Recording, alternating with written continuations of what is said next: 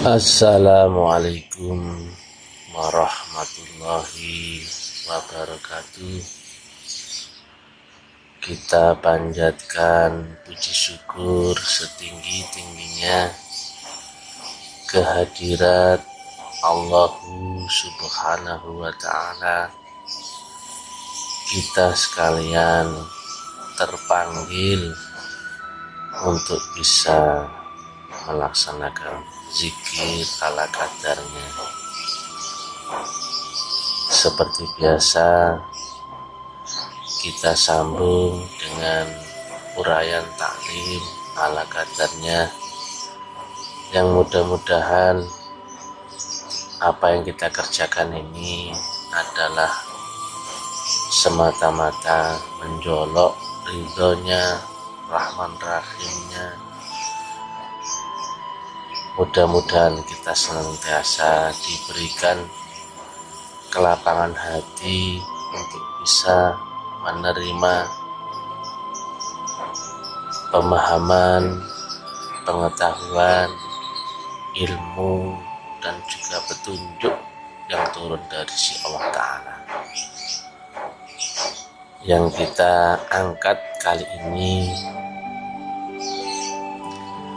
adalah pentingnya pelaku-pelaku di jalan rohani itu untuk senantiasa mawas diri, dikarenakan medan yang demikian sulitnya biasanya kita akan banyak diuji, baik ujian dari luar diri kita ataupun ujian dari dalam diri kita sendiri.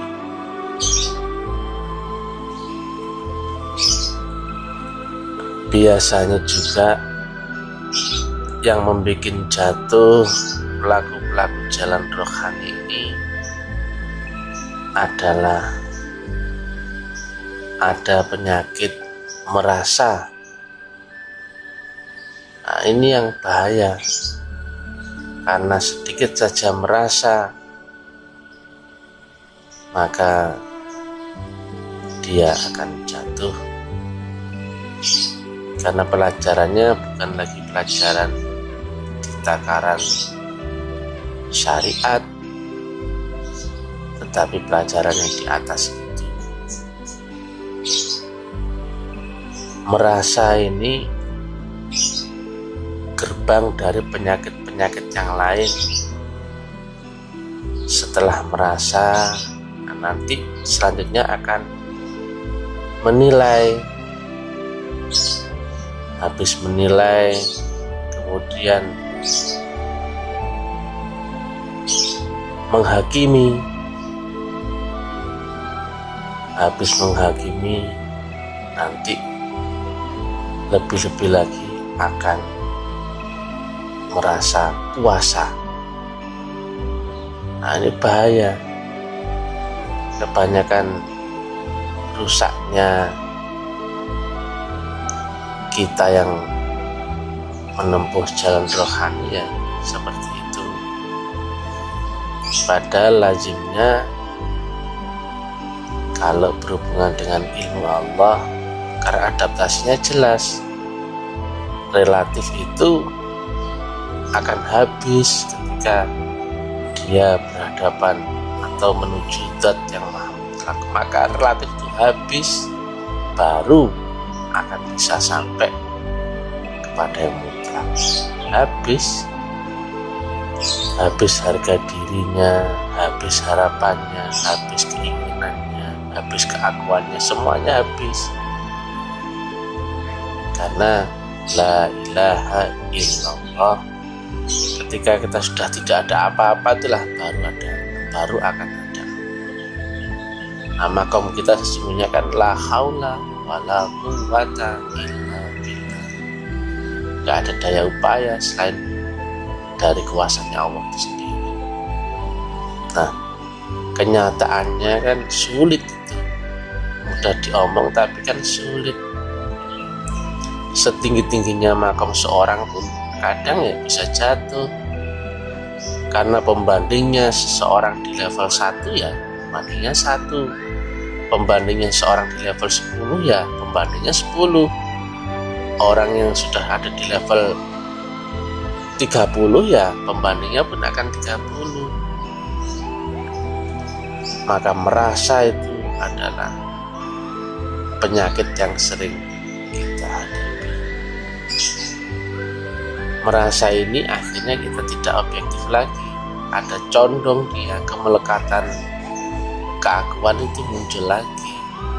Nah, makanya akan nampak itu, walaupun seseorang misalkan sudah kita anggap tinggi ilmunya,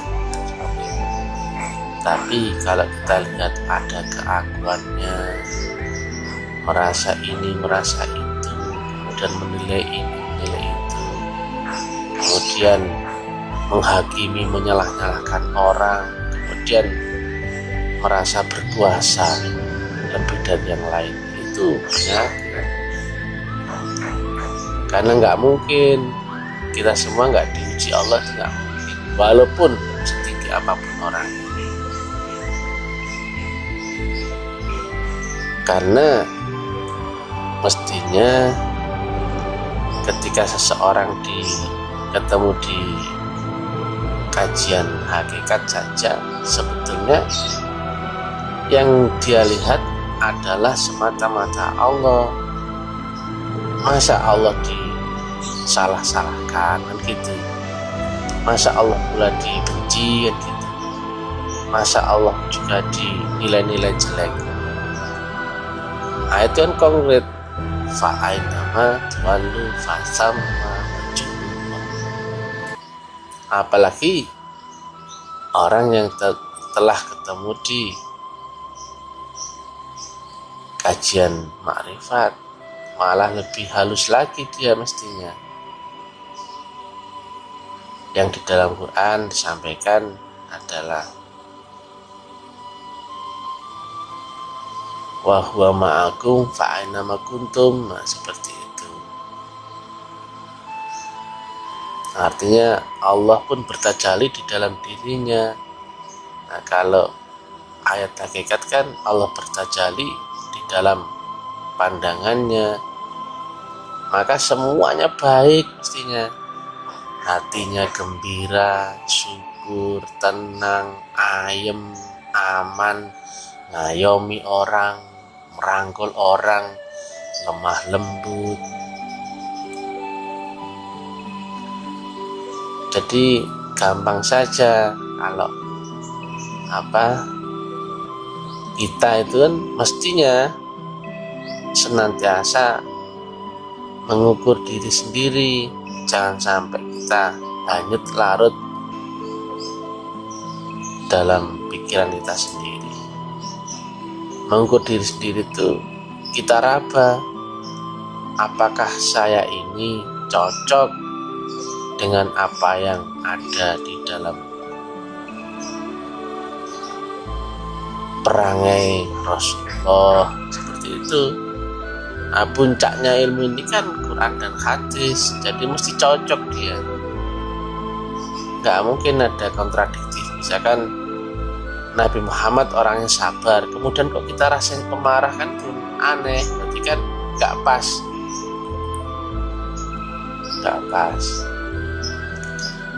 Jadi orang-orang yang ada di jalan ini atau yang melewati jalan rohani, mestinya itu makin halus budi pekertinya, dan juga gak ada menjelekkan orang, menyalah-nyalahkan orang, menghakimi orang, bolo-boloan. Itu kan sudah kelihatan subjektifnya. Padahal Allah kan maha objektif, nggak bisa dibujui. Makanya kalau bahasa filsafat itu kan merendah seperti tanah, mengalir seperti air. Merendah seperti tanah, ya memang kita ini rendah dari tanah. Ada orang injak-injak kita, ya seperti itu memang sunatullahnya. Nah, tanah kan diinjak-injak. Jarang ada yang orang mengangkat tanah di ujung kepalanya, nggak ada. Namanya tanah, ya diinjak-injak. Ada orang buang kotoran dia ke tanah, ada orang kencing ya di tanah, BAB ya di tanah. Memang tempat kita ya di tanah, asal kita kan tanah. Maka sunatullahnya seorang manusia di hadapan Allah ya seperti itu, merendah. Nah, yang tadinya kalau misalkan masih ada keakuannya, ya mestinya habis sampai rata dengan tanah. Sedangkan filosofi yang kedua ya tadi itu adalah mengalir seperti air. Karena ilmu ini nggak ada bentuknya, nggak disampaikan lewat akal via akal, atau lewat ceramah, atau lewat seperti ini bukan. Cerita itu bukan, cerita itu hanya media saja, tapi potensi itulah yang sesungguhnya ada di balik cerita ini. Nah, rumus air mengalir itu ya mesti kita pakai. Artinya jika seseorang itu berusaha untuk meningkatkan ilmunya, pemahamannya, ya seperti kita ini nadai air yang mengalir. Nah, kalau kita senantiasa ada di level lebih tinggi daripada aliran air itu, ya nggak bisa masuk ke kita. Artinya nggak boleh ada sombong, nggak boleh ada rasa keminter, merendah saja, bodoh saja. Maka air itu atau ilmu nur itu ya mengalir ke dalam kolbu kita. Nah, kemudian kita pun demikian, menyiapkan wadah ya selapang-lapangnya supaya curahan nur itu pun bisa kita tampung lebih banyak. Nah, itu logika sederhananya saja. Jadi nggak usah membahas yang tinggi-tinggi atau apa, yang sederhana saja supaya masuk ke dalam logika kita, ya seperti itu.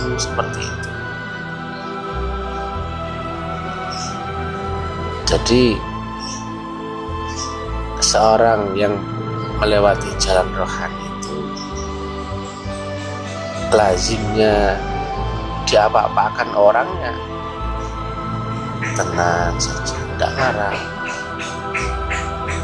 Nabi Muhammad pun demikian, ada yang mengejek ya tenang, ada yang melempari, ada yang lempari batu, lempari kotoran, ya tenang saja. Ya karena telah ketemu dengan filosofi tanah tadi. Makanya sekalipun malaikat Jibril menawari Nabi, kalau misalkan mau diapa-apain itu orang, tapi zaman Nabi kan nggak begitu. Kita maafkan saja, orang itu kan belum tahu. Nah, bahkan didoakan yang baik-baik, bahkan dikunjungi saat sakit. Itu bukan dibikin-bikin. Memang Nabi merasakan itu. Nabi merasakan alamnya beliau itu ya memang serendah-rendahnya di hadapan Allah Ta'ala. Memang nggak dibikin-bikin, karena itu adalah akhlak bentukan dari Allah Ta'ala sendiri. Jadi supaya kita lebih hati-hati, perangnya itu dilembutkan. Kalau ada pikiran-pikiran jelek segera dihilangkan. Ada misalkan kita menyalahkan orang, kemudian melihat jelek orang lain, segera dihapus, dibuang. Pasti ada sesuatu di balik ini, pasti ada hijabku sehingga tidak bisa melihat Allah Ta'ala di balik kejadian ini. Nah, itu mesti begitu. Nah, karena bahayanya penyakit merasa